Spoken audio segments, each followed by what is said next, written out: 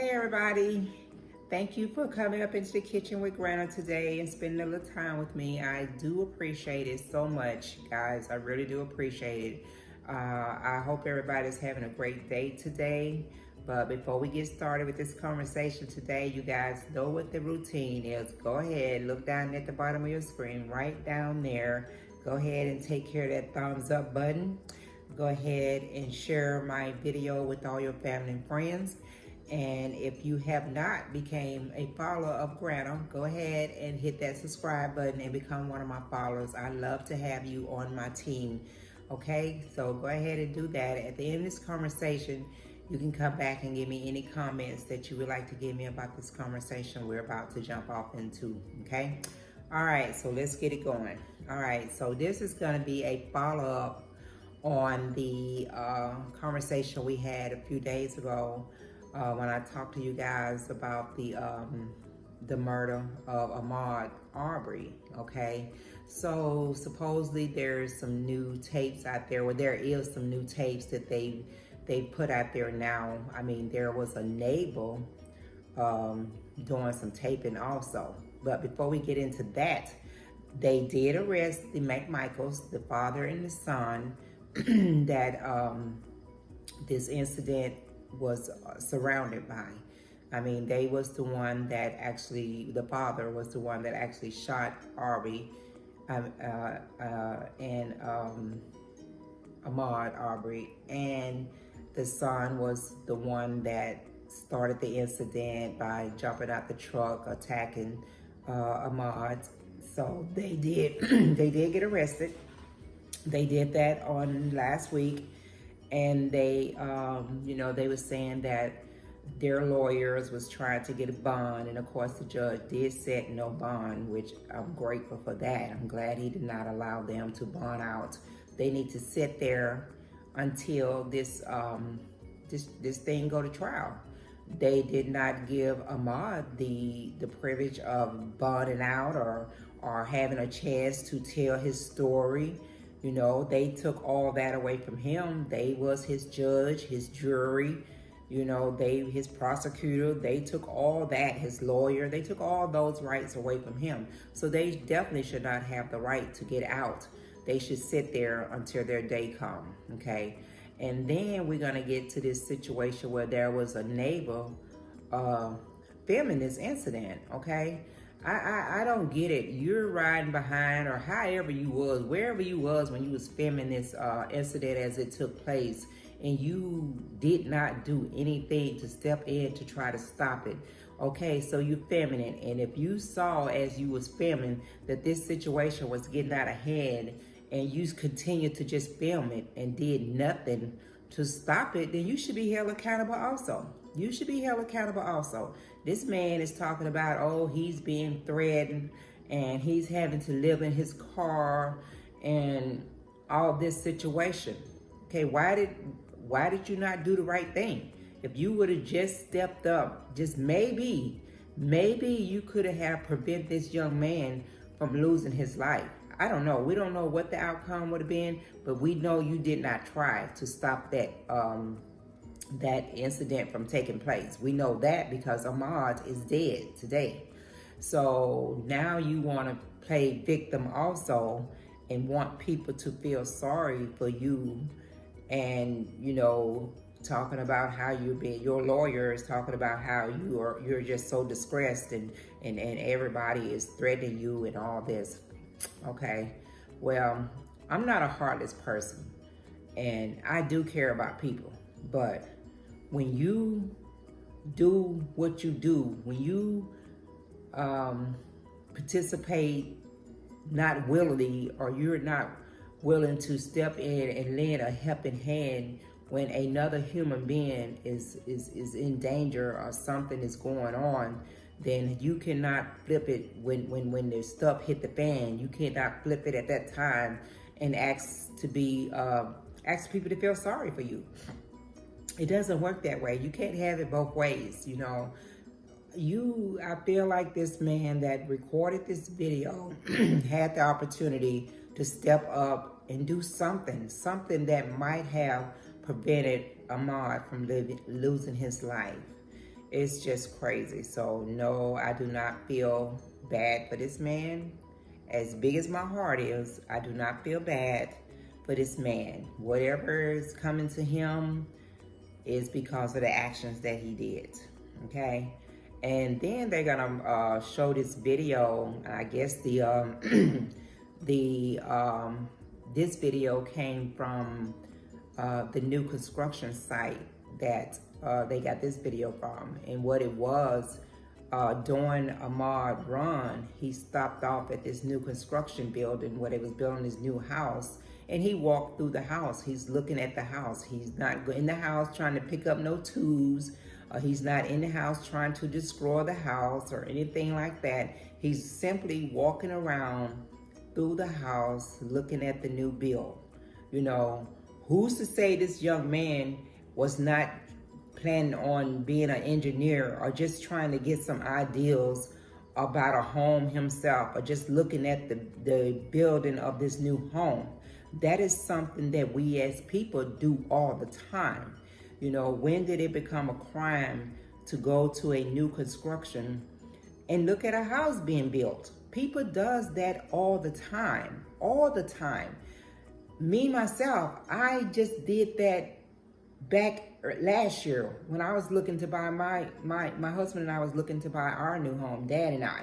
We went to several different new constructions looking at homes. I went several times by myself looking at these new homes as they was being built. And a lot of times I went there was no one even there. Of course, the homes was not secure. They was not locked up. So I just walked in, looked around, got some ideas like what this, oh, that's going to be nice, and this is going to be nice.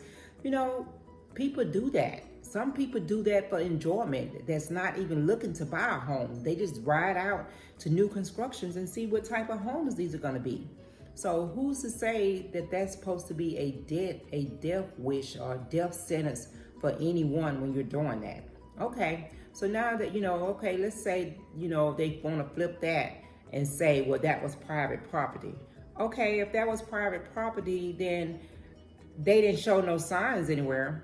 They didn't show any signs saying this is private property, do not be on this property. They didn't show that, any of that at all.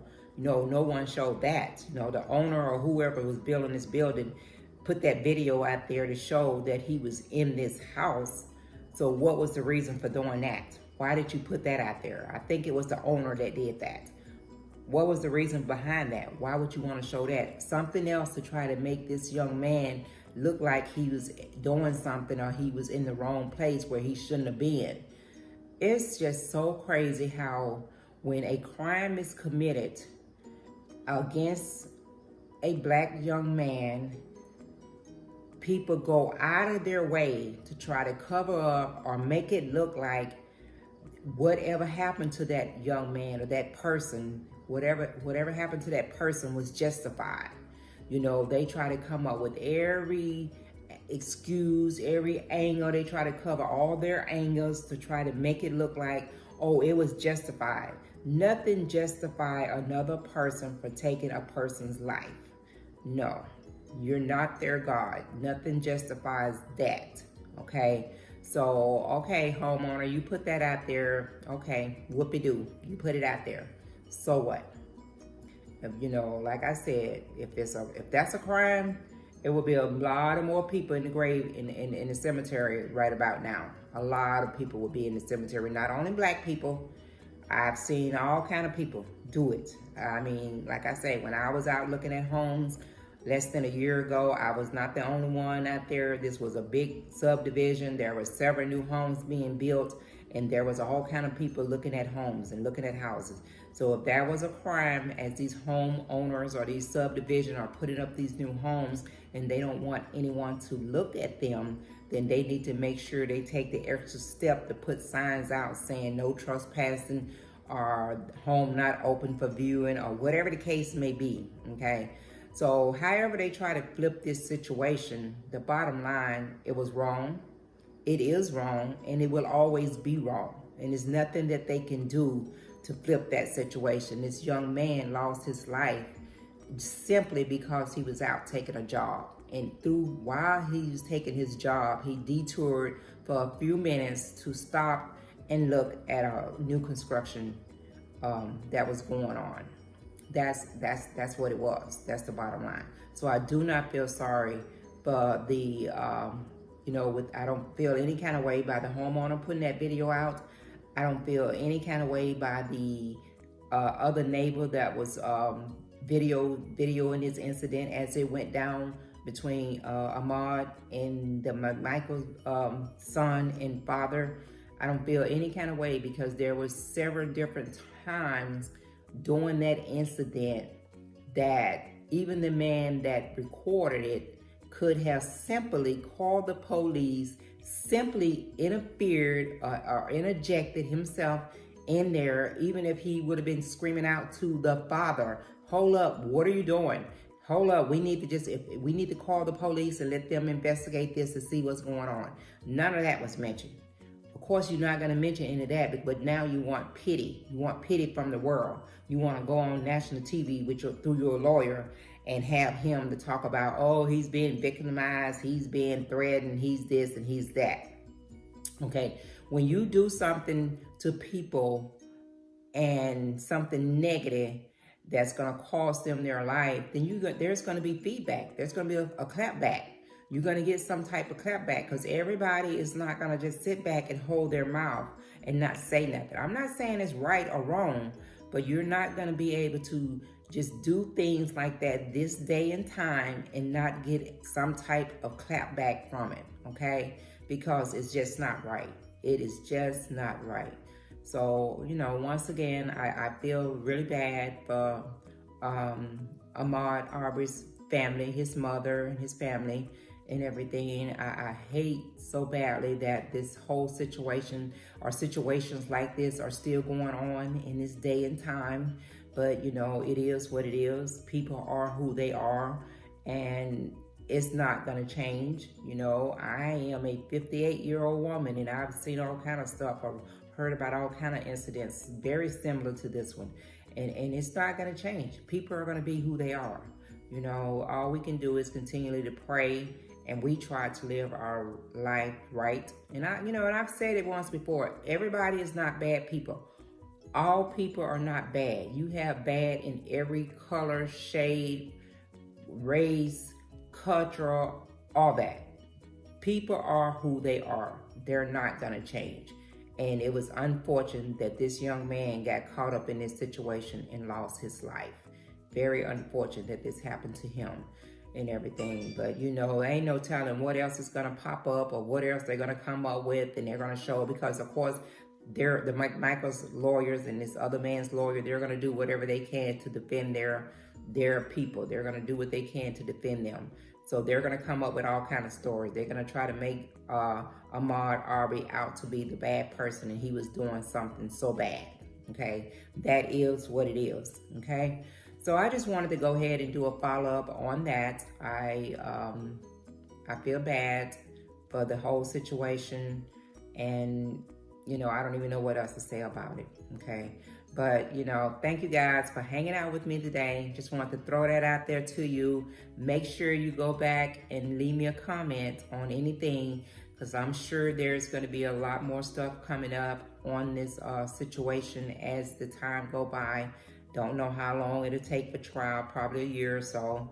But make sure you leave me a comment, and as you go through your day, make sure you're giving everybody a smile. Make sure you're still wearing your mask.